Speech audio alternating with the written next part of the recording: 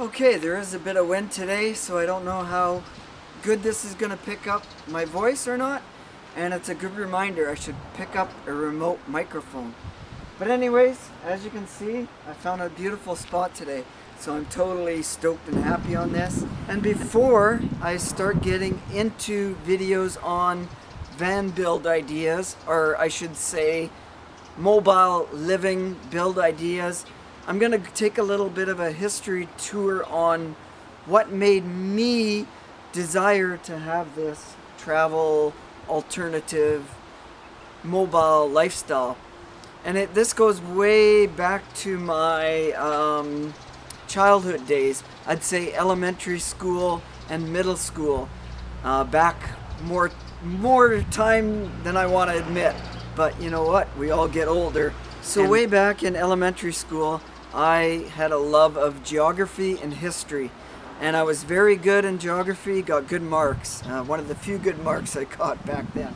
But I was always thrilled looking at maps and seeing pictures of mountains, lakes, oceans, forests. I just had a love for that.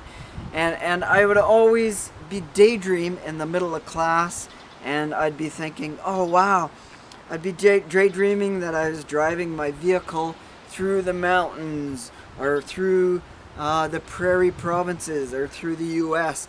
I would always do daydreaming of that in class. And my earliest memories were touring BC in my mind and mapping it out in class. Going to Smithers, BC and Kelowna and all these great places that I've actually been to now. And one of my earliest memories was Penticton, seeing a picture of kids and people float tubing down the, they got a canal there, and I'll do a picture of that, and hold on. For visitors and many locals, floating the channel is one of the hottest or coolest Penticton attractions. Or shenanigans, one of the two. Yeah, getting the tan on. The great weather, it's super sunny. Everybody wants to be in Penticton in the summer, right? And we're on summer vacay now. The river channel is about 7 kilometers long with a rest stop at the halfway point. The float can be 2 to 4 hours. It's one of the most popular tourist attractions in Penticton and a favorite fun summer activity for kids of all ages. Just here on vacation for about 10 days and then back out to reality again after that. So I seen all these pictures and videos of people way back in the, oh god, mid-70s doing this, float tubing down this river between the lakes, and I thought that was the neatest thing in the world. And then finally, I'm gonna get closer because the wind is coming up. So finally in about 2008 was my first time that I actually decided to make that dream come true. My daughters, I decided to take them on a trip. They were, I think, my oldest was 12 and my youngest was 10. I took $1,000 and 3.5 weeks off work, and we just packed into my Dodge truck and we just drove. And the plan was to have no plan. The plan was to drive until $1,000 ran out, basically. I had set aside a certain amount of gas money for us to get back, and that's what we did. We drove to Penticton and took my daughters out, and I achieved my dream of floating down that canal in Penticton with my daughters.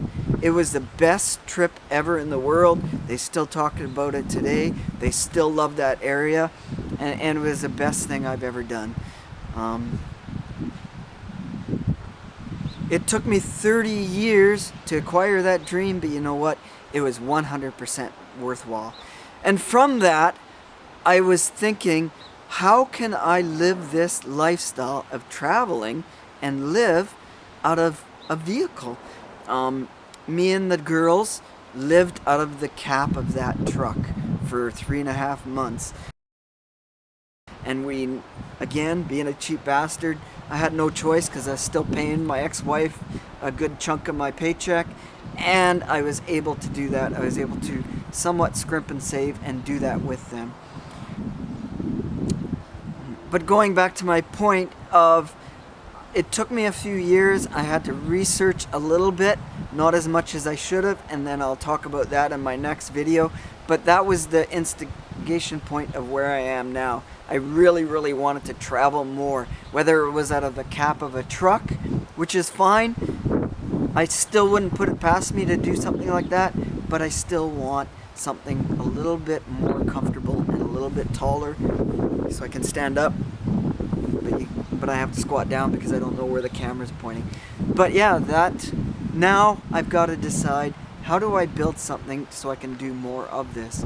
And yeah, basically, thanks for watching, and that is it. And I will continue on with the regular viewing programming. Alright, well, what do we got going on today, boys and girls? And yeah, playoff hockey. We're Nashville and Anaheim. And yeah, we're stalking out at Starbucks, tapping into the Wi-Fi while I'm making my supper. So I got mushrooms. We're gonna make like a garlic mushroom pasta. That's what's going on. So living the van life is doing okay. We got 8 more weeks of work after tonight. We got 2 days off after tonight. I've been working 6 in a row. And we'll take those 2 days to explore the city and meet up with my sister and edit some videos. So, cheers. Yeah, so my sister wanted to go for a bike ride tonight, and yeah, things got kind of ugly. Check this out. Little puddle. Deeper on that side. At least only one of us got wet. It looks like 2 feet deep, and it's not. Nope, don't go back down there. I missed your bike. It's too deep to go back. No kidding. Oh my god. It's like, ah! Whoop.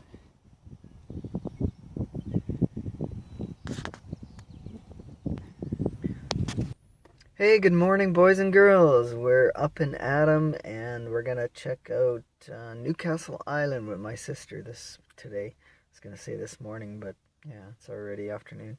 But yeah, so it's a small island, maybe 1 mile away from the Nanaimo harbor front, I guess, so to speak. And yeah, the ferry is $5, so it's really cheap, and return trip, so what the hell, it's a worthwhile day adventure, so come along with us. Yeah, it's probably good luck traffic. Be out here first thing in the morning, maybe. Catch a few more, you know. Yeah, it's picking up the haze. It's kind of funny. Yeah, it is.